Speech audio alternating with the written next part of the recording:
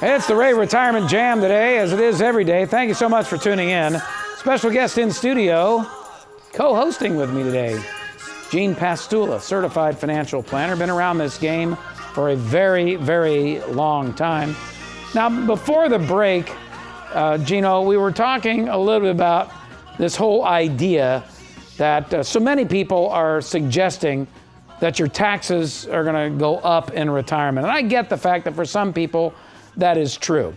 And I do believe that there's good reason for individuals to have the different silos of different types of money. Pre-tax, post-tax, tax-free, tax-deferred. If you have all that stuff, it gives you the maximum amount of flexibility. And I'll have you address that in a moment.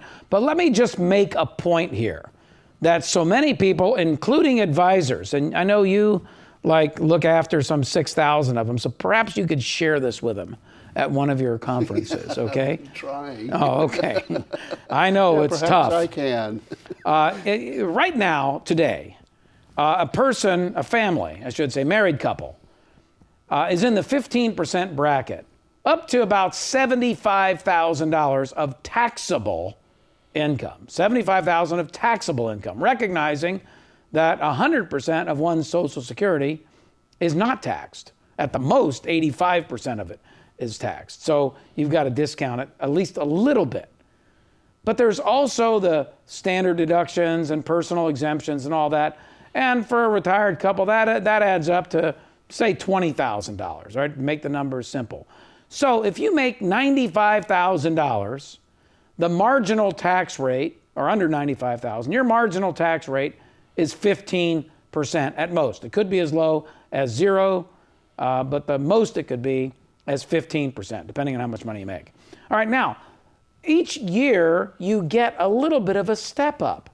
So if somebody is 20 years away from retirement, and that person can essentially earn, call it $95,000, and stay in the 15% bracket, if those go up, say, 2.5% at the rate of inflation every year, 20 years from now, that number is going to be $155,000. And this is where I think people get it all wrong, because it's kind of a scare tactic. Oh, I want you to invest with me because I'm going to sell you a Roth IRA, or in your case, a life insurance policy, because you're going to be in this significantly higher tax bracket when you retire. That's probably not going to be the case. Now, as I said, there are reasons, and very, very valid reasons, for you to set up different silos of different tax treatment in retirement. And for some people, yes, your retirement income, the taxability of it will be higher, and you will pay more, because if all your money is going in pre-tax, and you did a really good job of saving pre-tax, and you have capital gains coming out from a different stock portfolio or who knows what, yeah, you might be. But for the most part, you'll be in the same or lower tax bracket when you retire. So when you hear all this stuff, and I read it all the time, and it just drives me crazy because it's just simply not the case for most people. Now, to you and to your credit, you have talked on this program many times about one of those silos where you can grow money on a tax-deferred basis and pull it out tax-free. And what I love about that is it puts you in control. Just give you one quick example. If I have a bunch of real estate and I've fully depreciated that real estate, I've got a big, huge tax bill between the Medicare, Obama 3.8% tax and the fact that I've got to recapture the depreciation on that building. You know about that because you just sold your building. I'm sure you didn't like the tax bill on the recapture part. At darn near ordinary income rates, it's a taxing event. And when that happens, your Medicare costs go up and all that other stuff. So if you can avoid taking extra money out of your pre-tax accounts in those years, that makes a lot of sense. So that's where I think you do have an advantage when you pitch having different silos of tax-free money at retirement, tax-deferred money, et cetera. Go. Yeah, well, in my case, in my counseling with individuals, I have no idea what the taxes are going to be 10, 15, 20 years from now. Nor do I. So to be able to make a blanket statement that they're going to be higher is irresponsible. Thank you. Very irresponsible, and that I am not. No. You're quite responsible. Not irresponsible.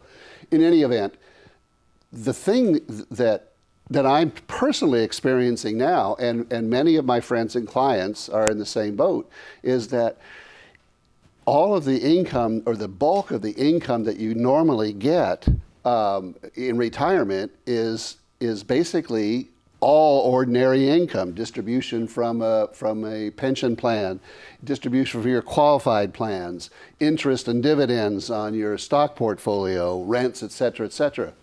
There's no shelter. And the other thing is you see every one of those. I mean, you look at a statement that comes out from, for example, I get you're not there yet, but I get the required minimum distributions. You get a 1099-R. I get and I get I have, between my wife and I, we've got 6 or 7 of those kinds of things. So I get these checks at the end of the year. Whether I want them or not, I have to take them. And every time I look at one, I say, well, subtract 20% or 25%, because in California, it's not just the 15% that, if that's where, actually I'm a little higher than that, but in any event, you can discount that, and you see it every time you get a check in retirement. And of course, the concern about income differs when you're not working and you're relying on what you have, and it's a whole different mindset. So, without going on too far. Thank you. Thank you. The bottom line giving is, you the cut sign already. You got a minute, bud. The bottom line is that you need to have, and you need to pay attention to having a source of income in retirement that is not taxable, if you can possibly do it. We are incentivized to prepare for retirement by IRAs. If it's not tax deductible, I spend it. And that's sad, because you get out to the other end. I talk to doctors and professional people all the time who've had, great salaries and great income, and they got $1.5 million, $2.5 million in their IRAs and their 401ks, and all of a sudden they wake up and say every penny of it is taxable, and that's there's another point to this before we have to go to the break that I'll bring up and we'll talk about on the other side. But you brought it up. We don't know what the tax rates are going to be. We have no idea. What if Trump comes in and does this tax overhaul and there's a 20% flat tax? I mean, he's doing it with corporations. He's going to have a 15% corporate tax. What if there's a 15% personal tax and it's flat? Now all of a sudden there's a whole different game in terms of savings, because you're not getting much from a tax deductible retirement. You're only saving 15%. That doesn't seem to make sense.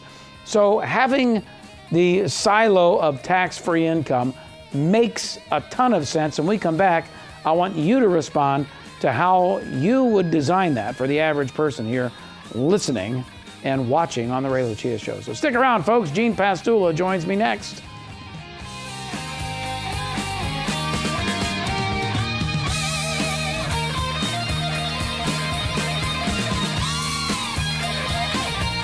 For the break, we were talking about, having the different silos of taxable versus tax-free money. And we've talked about the Roth IRA, but you've brought up that certain people, say under the age of 50 or 45, can really benefit by a special whiz-bang type of life insurance policy that actually competes quite favorably with a Roth IRA. Explain that. Yeah, well, the interesting thing is most of the stuff that we have, available product-wise to invest in for retirement planning, it is all governed by the rules of IRAs and 401ks and all that, all the government regulations and everything surround it that says you can do this, but you can only do so much. You can do so much. You got to wait till 59 and a half. You got 5 years. And then when penalties, you're 70 and a half, you have to take it whether you want it or not, et cetera, et cetera.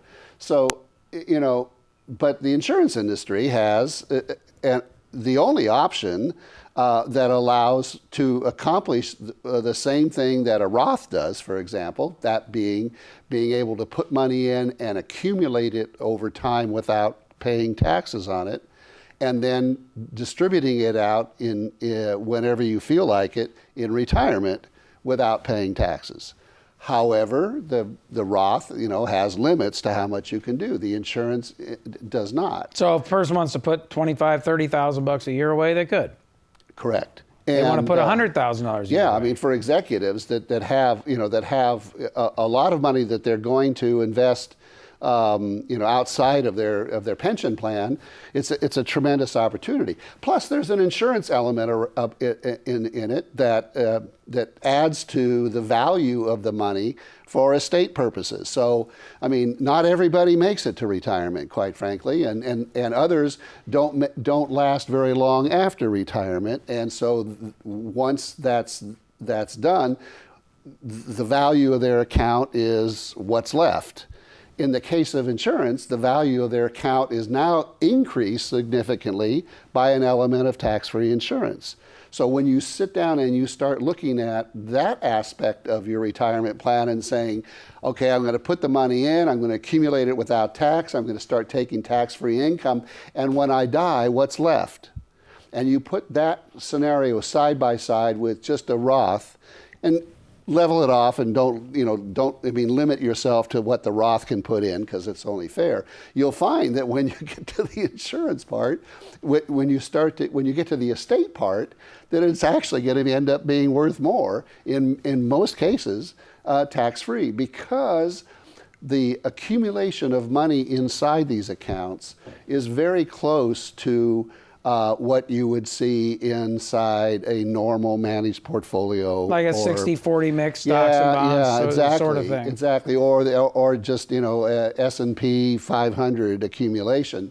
They're set up to be basically able to mimic that to a great extent, not 100%, but to a great extent. So. So in preparation for retirement, accumulating your money in that way is a tremendous option. And the people who see it and look at it seriously, and if they're in that position where they can make deposits to a retirement accumulation account outside of just their 401k or whatever, they really like it, and it works extremely well for them. If they're already retired or they're retiring, then if you have money that has not been put already into an IRA or what the approach that I just mentioned, and you have non-qualified funds, using that to generate retirement income, using an annuity, just a non-qualified annuity, where the insurance company guarantees you a lifetime income. The checks that you receive represent certainly a much higher rate of return than we get now in a managed portfolio. Rate of distribution. Yeah, that's best way to use that. Because if it's done responsibly, because we're trying to make sure that it lasts as long as the retiree lasts. And so what's it, 3.5% or 4%? Well, that's what they're saying. There's the 4% rule, which has been around. And of course, that's been debunked now. And a lot of people are saying it's a 3% rule. Some would say it's a 5% rule. But what Gene is alluding to is you can take 5 or 6 or even 7% out in many instances, depending on your age, and that money lasts for a lifetime. And there's when you look at a joint life annuity, whether it's inflation adjusted or not, it's really hard to compete with that with a portfolio, because you don't have the security of knowing that if you have a sequence, where the market's bad early in retirement, you could be broke in 10, 15 years. So the idea is that in the annuity, the way they distribute the funds to you is a formula which is a combination of the money you gave them, which is not taxable when they give it back to you, and the earnings in it, which would be, but everything else you have to, each year, whatever your account earns is taxable, and you pay a tax. If it's inside of an annuity in a distribution, you're only paying a tax on a very small portion of what it earned that year, because the rest of it is your principal, which you've used a lot in your I've talked about it. Prior strategies that you've. So we're really talking about a couple things here, and let me just summarize real quick because I'm running out of time, Mr. Gene. Always. Number one, when you use a life insurance policy, there's a benefit in retirement, an income benefit. The benefit is tax-free, so it simulates a Roth. Now, there are benefits if you become disabled. You can still have a tax-free retirement income without having to continue to make contributions, and the death benefit, the tax-free death benefit, remains intact. So there's a disability potential benefit. There's a long-term health care potential benefit. No Roth IRA that I know of will take $100,000 and turn it into $300,000 in the event that you need it for health care. So it's not to replace Roth. It's not to replace 401k, but it is a tool to use in your retirement planning. And if you want to learn about this, and you do, go to safemoneymonitor.com, safemoneymonitor.com, 800-809-6783. Gene, stick around for the Q&A because I want to tell you about a conversation I had with a gentleman by the name of John just the other day who was thinking about buying an annuity inside of his Roth IRA. Would that be a good and wise move? Stick around. It's the Ray Lucia Show, 844-RAY-SHOW. Emails coming up, raylucia.com. Don't go away.